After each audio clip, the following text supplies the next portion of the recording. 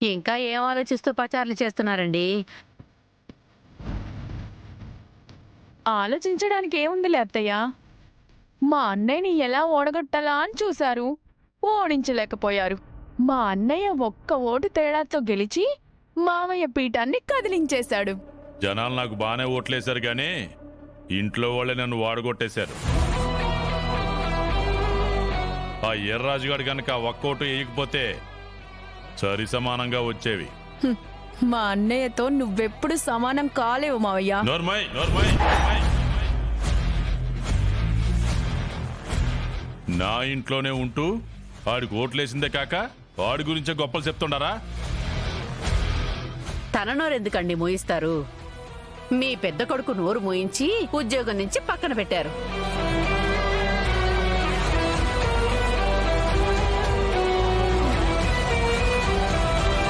హ, అదిగో రానే వస్తున్నాడు చూడండి.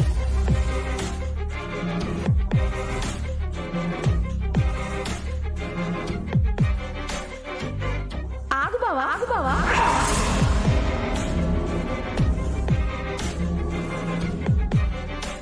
ఉద్యోగం పోయిన తర్వాత మొదటిసారి ఇంట్లో అడుగు పెడుతున్నావు కదా, మర్యాదలు చెయ్యాలి కదా. ఒక్క నిమిషం ఉండు.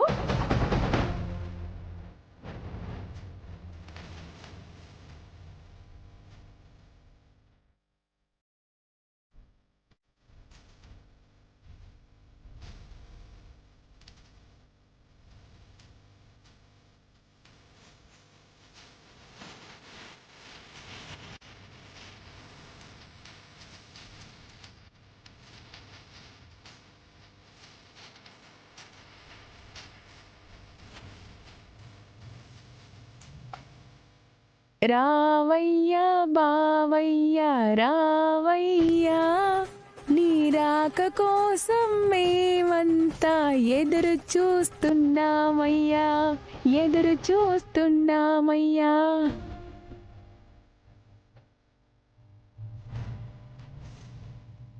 ఏం సాధించాడని హారతిస్తున్నావు నాగవల్లి? ఇక మనుషుల్ని సాధించడం ఆపేస్తాడని హారతిస్తున్నానత్తయ్యా. అధికారం కాకి చొక్క ఒంటి మీదుంటే జనాలకి రక్షణగా ఉండాలి, శాంతి భద్రతలు కాపాడే వీరుడిలా ఉండాలని కోరుకుంటారే కానీ ఇలాంటి అవకాశవాదుల్ని పోలీసులుగా ఉండాలని ఎవరు కోరుకుంటారు?